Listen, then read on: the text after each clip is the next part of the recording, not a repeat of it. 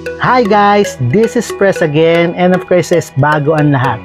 I just want to greet you all a happy Chinese New Year. Sana maging prosperous ang ating 2025. Sana pagpalain tayong God lagi. Ilayo tayo sa masama, bigyan tayo lagi ng mga blessing. And of course guys, maging kompleto ang family natin. Sana bless pa tayo lahat.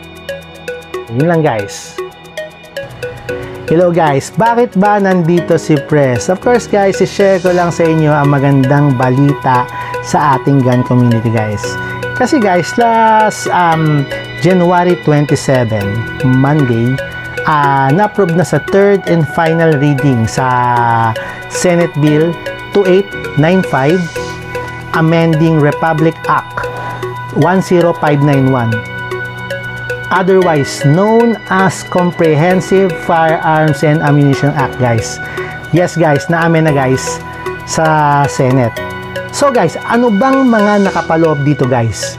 Isa-isahin natin. Number 1 guys, ang nakapaloob dito guys ay pwede nang mag-concealed carry guys. Pwede na kahit OWD o outside or IWB inside. Pwede na guys. So, yung mga gustong mag-carry dyan guys, gustong magsukbit ng ating mga laruan, pwede na siya ngayon sa nakapaloob sa pag-amendment ng RA 10591. Guys, ang nadagdag din sa batas na to guys ay 1 PTC na lang guys. 1 PTC guys, permit to carry for all your concealable FA registered firearm, valid for 5 years. Diba guys, ang ganda ng improvement guys. 1 PTC na lang for all your firearms, valid for 5 years, diba? Napaka-convenient ito sa atin, diba? Kasi malilesen na yung hassle natin sa pagkuha ng PTC for all our firearms. And of course guys, very convenient and of course very tipid sa ating community. Yun guys, nadagdag din sa amendment na to guys na for example guys, nakasuhan kayo. Hindi pa kayo convicted. Hanggat hindi pa kayo convicted, kahit makasuhan kayo guys, hindi kayo mawawalan ng PTC or permit to carry. Diba? Hanggat hindi pa kayo na convicted. So, yun, ang gandang ano niya, ang gandang improvement niya, napaka-reasonable niya. And just of course. And of course guys, nandito rin sa batas na to ay exempted na sa threat assessment ang ating mga reservists at allied health professional guys.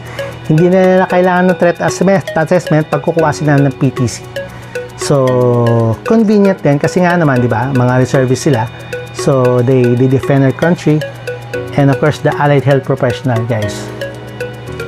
And of course guys, nandito rin sa batas na to guys, ang pagmamanufacture ng guns and parts ay hindi na under ng DILG. PNP na ang mag-a-approve guys. So mapapabilis yung processing natin dahil si PNP na mag-a-approve, hindi na si DILG. Guys, nakapaloob din pala sa batas dito guys na increase the ammo limit capacity of every individual. So sa mga regular FA owner, increase to 500, and of course sa sport shooter increase to 5,000. So very okay for us.